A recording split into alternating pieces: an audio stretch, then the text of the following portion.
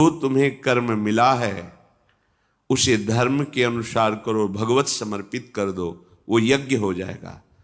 उसका फल मिलेगा तुम्हें आनंद, भगवत प्राप्ति, महासुख।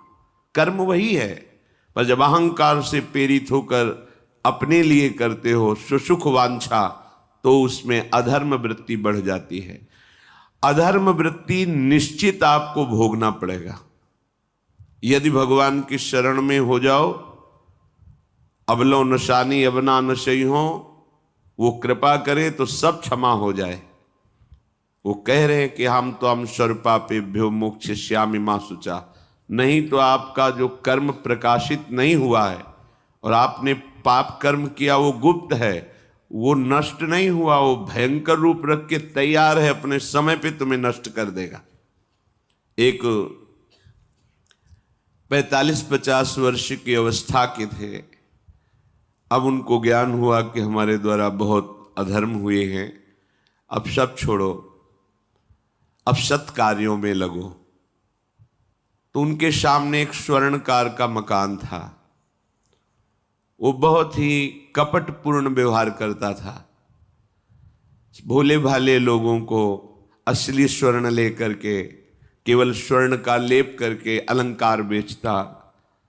अगर कोई जानता तो कुछ राज कर्मचारियों को अपने ले के अधीन किए हुए था और उसको कुछ नहीं होता। तो जो राज कर्मचारी उसके रहस्य को जानते थे वो रात में ड्यूटी देते थे। उन लोगों ने सोचा कि इतना धन इसने इकट्ठा किया है, अगर हम इसको मार देते हैं और इसका स्वर्ण ले लेते हैं तो कोई रिपोर्ट करने वाला भी नहीं होगा और हम बहुत धनी हो जाएंगे। अधर्माचरण करने वाला कभी सुखी नहीं हो सकता। स्वर्णकार अधर्म आचरण कर रहा था तो उसके अधर्म आचरण में सम्मिलित होने वाले राज कर्मचारियों ने उसे मार दिया। उसका स्वर्ण ले लिया, धन ले लिया और उसे बॉक्स में बंद करके वो निकल ही रहे थे कि वो जो धर्म पे चलना ठाना था उन्होंने देख लिया। बाहर निकले, उनका ये क्या है।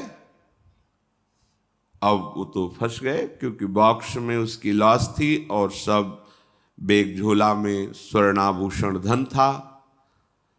उन्होंने तुरंत उसको कहा, आवाज मत दीजिएगा, देखो हम तुम्हें हिस्सा दे देंगे, ये जो धन हमारे पास है इसको हम 3 हिस्से में बांट लेंगे और इसको हम नष्ट कर देते हैं, कोई जानेगा नहीं, हम राज कर्मचारी हैं, किसी तरह का फसाव नहीं होगा। उन्होंने कहा, ये मैं अधर्म का कार्य नहीं कर सकता, मैं तो अब हल्ला मचाऊंगा, सबको बुलाऊंगा और बताऊंगा कि तुमने इसकी हत्या की है और इसका धन अपहरण कर रहे थे। अब राज कर्मचारी, उन्होंने सोचा हमारी ड्यूटी भी जाएगी, धन भी जाएगा, सजा भी मिलेगी। दोनों ने इशारे में ही बात कर ली और हल्ला मचा के दौड़ पड़े, पकड़ो इसे, पकड़ो, जाने न पाए। उसे पकड़ लिया। लोग इकट्ठा हुए, क्या हुआ, देखो ये धन अपहरण करके जा रहा था, इसकी हत्या कर दी। तो हम लोग गश्त लगा रहे थे तो हमें शंका हुई, आए तो देखा ये पकड़ा गया, जो धर्म से चल रहा था उसको पकड़ लिया। अब तो प्रमाण, राजकर्मचारी खुद गवाही देने के लिए तैयार, उसे बंद किया गया, मुकदमा हुआ। वो बार बार जज के सामने यही कहता था, जिसकी कसम खवाओ हम कसम खा लेते हैं, हमने बिल्कुल ये कार्य नहीं किया, ये लोग ये कार्य कर रहे थे, हमने इनको रोका तो इन्होंने मुझे साझेदारी के लिए, पर मैंने वो स्वीकार नहीं किया तो फिर इन्होंने ऐसा किया। पर उसकी कौन बात माने। राज कर्मचारी गवाही, मुकदमा लंबा खिंचा, उसे जेल में रखा गया। हर बार आके वो यही प्रार्थना करता, कई वर्ष तक चलता रहता मुकदमा, जेल का उसे बड़ा कष्ट भोगना पड़ता। वो विचार करता कि मैं अगर हिस्सा ले लेता तो बच जाता, लेकिन धर्म से चल रहा था तो देखो मुझे कष्ट भोगना पड़ा। मुझे लगता है भगवान के दरबार में न्याय नहीं है, धर्म रक्षा नहीं करता, ऐसा लगता है। एक दिन आया और रो करके यही बात कही जज के सामने कि मुझे लगता है भगवान नहीं है। क्योंकि मैं बार बार सत्य को साक्षी करके कहता हूं कि मैंने ये कर्म नहीं किया और मुझे दंड दिया जा रहा है, मुझे क्लेश दिया जा रहा है धर्म से चलने के कारण। अगर मैं सम्मिलित हो जाता तो मुझे तीसरा हिस्सा मिलता और बिल्कुल बात शांत होती। ये क्या धर्म है, कहां भगवान है? जज ने इस पर गौर किया। कई वर्ष वो जेल भोगता रहा, मुकदमा चलता रहा। तब जज ने गौर किया कि बार बार ये कहता है, इसकी जांच की जाए। तो हत्याकांड होते ही रहते हैं। एक शव आया वहां, जज ने मंगवाया था, जो पोस्टमार्टम के लिए जाता है, मंगवाया और कहा देखो इसका कोई नहीं है, अंतिम संस्कार के लिए अपने ही लोगों को जाना है। तो 2 कर्मचारी जो थे सरकारी, जो स्वर्ण चोरी में सम्मिलित थे, उनको और उसको कहा कि बस तुम थोड़ी देर नदी के किनारे बैठे रहना, हम और लोगों को लेकर के आते हैं। और एक आदमी को छुपा के बैठा लिया और राज कर्मचारी नदी के किनारे शव को लेकर बैठे। उसको देखा जिसको बहुत कष्ट दिया जा रहा था, सारा आरोप उसके ऊपर था, जो धर्म से चल रहा था। उसे कहा माना नहीं ना, अगर मान लेता तो तीसरा हिस्सा भी मिल जाता, बात वहीं खत्म हो जाती है। देखा, फंसा दिया, अब तेरे को आजीवन कारावास मिलेगा, कोई नहीं बचा सकता तेरे को। मेरी बात नहीं मानी, कह रहा था हल्ला मचाऊंगा, ऐसा वैसा, अब भोग। तो जज के द्वारा जो एकांत में बैठाला हुआ आदमी था, उसने पूरी बात सुनी। इसीलिए ये नाटक रचा गया था। तीनों को बुलाया और कहा तुम निर्दोष हो उस धर्मात्मा से। स्वयं इनकी आवाज से हमने सुना, ये कह रहे थे जो तुम बात कह रहे थे। तो उसने कहा कि ये तो ठीक है, अब निर्णय ठीक कर दिया, लेकिन अब कई वर्षों से मैं दंड भोग रहा था, ये कौन सा न्याय है?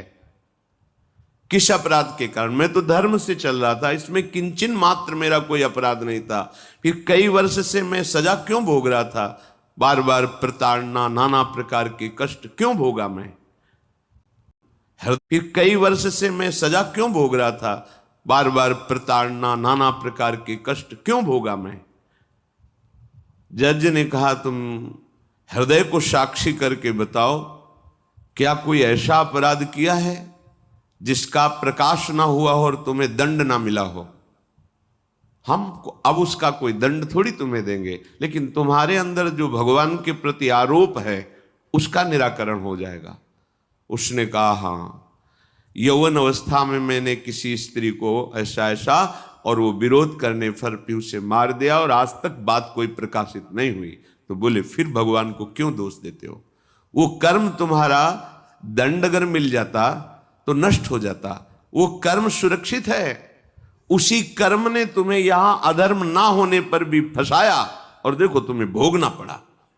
तो निश्चित समझो, यदि आप अधर्म के द्वारा कोई भी सुख साधन करेंगे तो आप नष्ट होंगे। अधर्म के द्वारा आप धन आदि छीनना चाहेंगे तो आप नष्ट होंगे। अधर्म कर दिया है और उसका प्रायश्चित नहीं हुआ तो वो कर्म सुरक्षित है। ऐसी जगह फंसाएगा जहां 100% आपने कोई अपराध नहीं किया पर आपको उसका दंड भोगना पड़ेगा। फिर आपको लगेगा कि न्याय में अन्याय हो रहा है, कोई भगवान नहीं है। देखो मैंने बिल्कुल कसम खा के कहता हूं पाप नहीं किया, पर ये पाप का जो आरोप लगा वो पूर्व पाप आकर के तुम्हें दंडित कर रहा है। अब इस कर्म विधान को ये बहिर्मुख लोग क्या जानते हैं? तभी कहते हैं अरे कहां भगवान, कैसे भगवान? आज तुम धर्म से चल रहे हो, लेकिन कल तुमने जो कर्म किया तो तुम शरणागत होकर भजन के द्वारा उसको नष्ट नहीं किया ना, तो सुरक्षित है। अवश्य में भोक्तव्यम कृतम कर्म शुभाशुभम। इसीलिए श्री भगवान आदेश कर रहे हैं यज्ञार्थात् कर्मणोन्यत्र लोकोयम कर्म बंधनः तदर्थम कर्म कौन्ते मुक्त संगः समाचर। मुक्त हो जाओगे, न काम तुम्हें अधीन कर पाएगा, न पाप अधीन कर पाएगा, परमानंद में डूब जाओगे। केवल प्रभु के लिए कर्म करो। ये अगरबत्ती, धूप बत्ती, आरती, पूजा प्रभु को अपना नहीं माना तो ये थोड़ा शुभ कर्म बन गया, बस ये तुम्हारा प्रायश्चित नहीं होगा। जो तुमने अधर्माचरण के अगरबत्ती धूप बत्ती से खत्म होने वाले नहीं हैं, उनके लिए तुम्हें नाम जप करना पड़ेगा, नाम कीर्तन करना पड़ेगा। नाम कीर्तनम यस्य सर्व पाप प्रणाशनम, समस्त पापों का नाश करने में समर्थ है। राधा राधा राधा, कृष्ण कृष्ण कृष्ण, गोविंद गोविंद गोविंद। भगवन नाम, अगर भगवन नाम का आप निरंतर जप करने लगे तो आप स्वयं तर जाएंगे और लोगों को तार देंगे। मम भक्तियुक्तो भुवनम पुनात सतरति सतरति सा लोकान तारयति।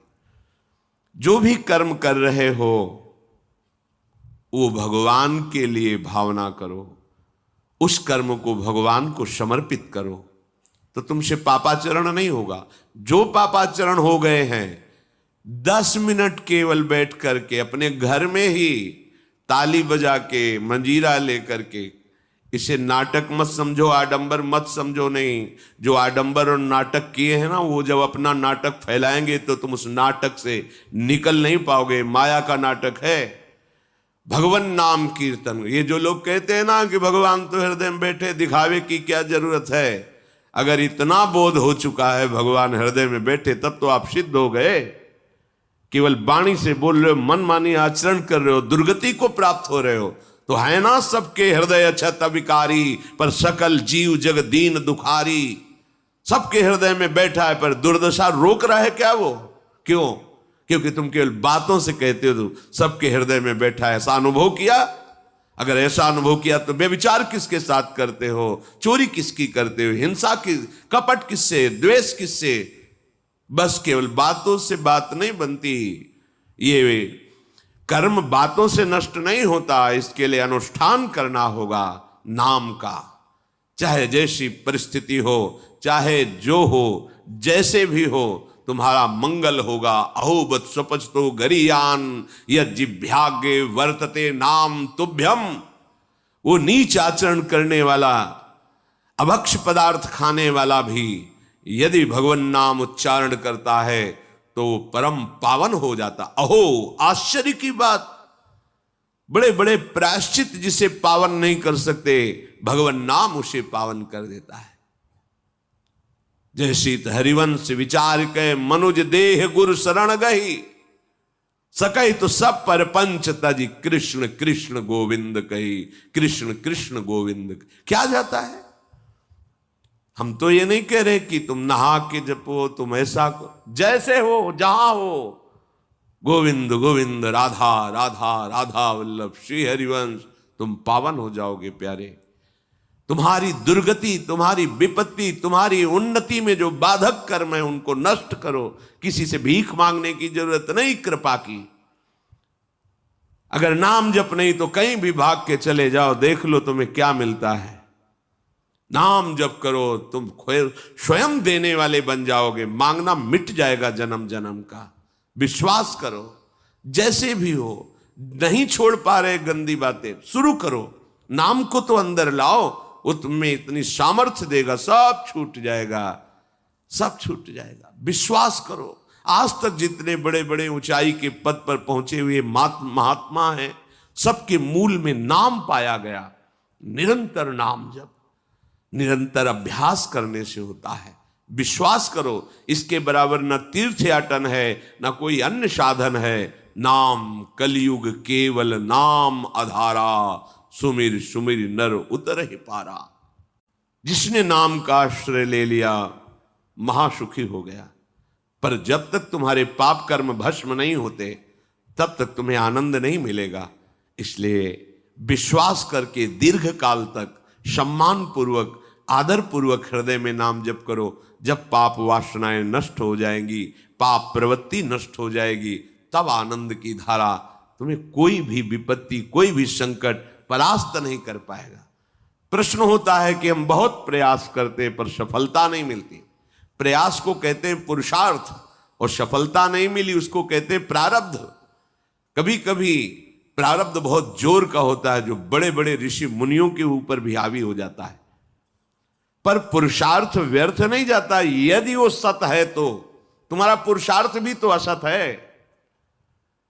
अगर राधा राधा बीच में बोलते रहो और प्रभु की भावना कर लो कि 8 घंटे से जो काम कर रहा हूं वो समय और वो कार्य दोनों प्रभु को समर्पित करते हैं, अब ये सत्य पुरुषार्थ हो गया। अब प्रारब्ध को बदलने की सामर्थ्य आ गई तुम्हारे पुरुषार्थ में। खिलवाड़ नहीं है। जो तुम एक भी कर्म करते हो वो कर्म सुरक्षित है, वो तुम्हें दंड दे के रहेगा या तुम्हें सुखी करके रहेगा। असत है, पाप है तो दंड देगा, सत है, सुकृत है तो सुखी करेगा। विश्वास मानिए, ये सत्य वार्ता है, ये कोई चाटुकारिता की बात नहीं है। सत्य रहता है, चाहे जो युग हो, चाहे जो समय हो, सत्य अपना प्रभाव दिखा के रहता है। इसलिए भगवान का आदेश है, तुम्हारा जीवन भगवत प्राप्ति के लिए, आनंद में डूबने के लिए, मस्त होने के लिए मिला है। ये मस्ती नशा में नहीं है, ये मस्ती दूसरों के शरीर का मांस खाने में नहीं है, ये मस्ती दूसरों की हिंसा व्यभिचार इसमें नहीं है। मस्ती है स्वात्मानंद की। जब कोई चाह नहीं, कोई परवाह नहीं, मृत्यु भी एक खिलौना लगने लगे, उसे मस्ती कहते हैं। वो मस्ती आती है भगवान नाम जप से। शुद्ध ज्ञान का प्रकाश हुआ, मरने का भय खत्म हो गया, क्योंकि शरीर राग नष्ट हो गया। इसलिए सावधान होकर जो जहां जैसी भी परिस्थिति में हो, भगवान नाम सदैव अपने पास रखो। राधा राधा, कृष्ण कृष्ण, गोविंद गोविंद। देख लेना, निहाल हो जाओगे, निहाल हो जाओगे, मस्त हो जाओगे। हमारी बात मान लो, हमारी प्रार्थना मान लो, कुछ इसमें नहीं लगता। इसमें न पैसा देने की बात कर रहे, ना कोई संयम नियम की बात कर रहे। जैसे बने, मन नहीं लगता, मत लगने दो, ये बड़ा दुष्ट है। ये लगता है हमें दुर्गति कराने के लिए। अगर इसकी हां में हां मिलाओगे तो ऐसे निंदनीय कर्म कराता है, घृणा होती है अपने मन से। देखो ना, झांक के देखो ना मन को, कभी ये तृप्त नहीं हुआ। वही गंदी बात, वही गंदा चिंतन, वही गंदे आचरण की प्रेरणा।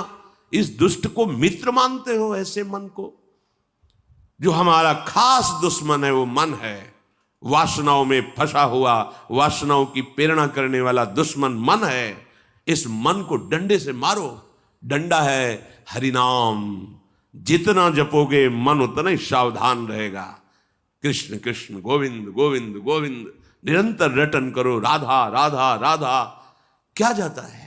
जिह्वा से नाम उच्चारण कर रहे, शरीर से अच्छे कर्म कर रहे हैं, विचार अपने आप पावन होने लगेंगे। विचार पावन हुआ तो महात्मा हो गया, चाहे वो गृहस्थ हो, चाहे वो विरक्त हो। तो ध्यान दीजिए, हमारे पुरुषार्थ को प्रबल करने वाला और प्रारब्ध को नष्ट करने वाला एक ही महान समर्थ है, भगवान नाम। इसके सामने कोई साधन बराबरी नहीं कर सकता। ये महामहिम नाम भगवान का है, भगवान को भी अधीन करने की सामर्थ्य रखता है। ये जो निकृष्ट भाव बैठा हुआ है, बेटी हुई उदास हो गए, लड़का हुआ थाली बजाओ, घंटा बजाओ, जिससे बहुत बड़ा, बिल्कुल ठीक नहीं है। ये बेटा होता किससे है? बेटी से ही होता है।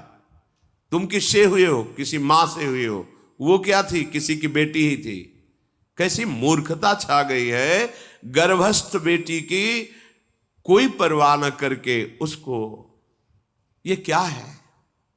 कितने राक्षस वृत्ति में आ गए हैं हमारी। राक्षस भी अपने बच्चों को नहीं खाते। कितनी राक्षसी बुद्धि। हम सुंदर दिखना चाहते हैं, समाज में सम्मान पाना चाहते हैं, और पाप कर्म कैसा? बेटी है गर्भ में, हत्या करा दो, नहीं चाहिए। बुद्धि, हम सुंदर दिखना चाहते हैं, समाज में सम्मान पाना चाहते हैं, और पाप कर्म कैसा? बेटी है गर्भ में, हत्या करा दो, नहीं चाहिए। बेटा कहां से पैदा होगा? वो किसी की बेटी से ही तो पैदा हो रहा है। कैसी मूढ़ता छा जाती है। वैसे भी शास्त्र में स्त्री हत्या करना बहुत बड़ा महापाप कहा गया है। फिर भ्रूण हत्या, गर्भ हत्या, गर्भस्थ शिशु की, उसमें भी कन्या, सर्वनाश। इसके बाद फिर रोते हैं। हमने कौन सा पाप किया, भगवान ने हमारा पुत्र छीन लिया। कौन सा पाप किया, भगवान ने ऐसा कर दिया। अरे अपने डायरी में तो लिखा करो कि तुमने कौन से पाप किए हैं। फिर जब परिणाम आवे तो सोचोगे तो लगेगा बहुत हल्के में निपाट रहे हैं भगवान, हमें तो बहुत कष्ट मिलना चाहिए। कैसी कैसी निर्दयता बैठ गई हो। हम मनुष्य कहलाते हैं, सदगृहस्थ कहलाते हैं, गर्व से चलते हैं और गर्भस्थ शिशु की हत्या करते हैं। मान जाओ, ना सत्संग सुन रहे हो, ना शास्त्र स्वाध्याय कर रहे हो, इसलिए तुम्हें पता नहीं कि तुम कौन सा पाप कर रहे हो। ऐसे ये पाप, कुछ पाप ऐसे हैं जिनको वज्र की लीक कहा गया। वज्र की लीक में मिटाल नहीं सकते, तुम्हें भोगना पड़ेगा। जो गृहस्थ है और संतान नहीं है, उस जीवन को सार्थक करने के लिए अपने गृहस्थ जीवन का त्याग करो, तीर्थ धाम कहीं वास की व्यवस्था करो और दोनों मिलकर भजन करो, अपने शरीर को पूरा करो, तो जीवन सार्थक हो जाएगा। अगर गृहस्थ है, संतान है, पढ़ाओ लिखाओ, उसको उसी योग्य करो जैसे तुम्हारे माता पिता ने किया है, तो तुम उस ऋण से मुक्त हो जाओगे। और फिर भी भजन करो, भजन ही तुम्हें भगवान की प्राप्ति कराएगा। दूसरा, जो अपने धर्म से भ्रष्ट हो चुका है उसका जीवन व्यर्थ है। आपका एक धर्म है, सबसे पहला धर्म है मनुष्य धर्म। मनुष्य का क्या कर्तव्य है? अपने प्राणों का भी बलिदान देकर दूसरे की रक्षा करना, और यहां अपने मन को सुख पहुंचाने के लिए दूसरे की हत्या कर देना। कैसा राक्षसी भाव वृत्तियों में आ गया। देखो, अगर कोई माता बहन एकांत मिल जाए तो बस राक्षस जैसे टूट पड़ते हैं, ऐसे स्वभाव, मार दो, जला दो, काट दो।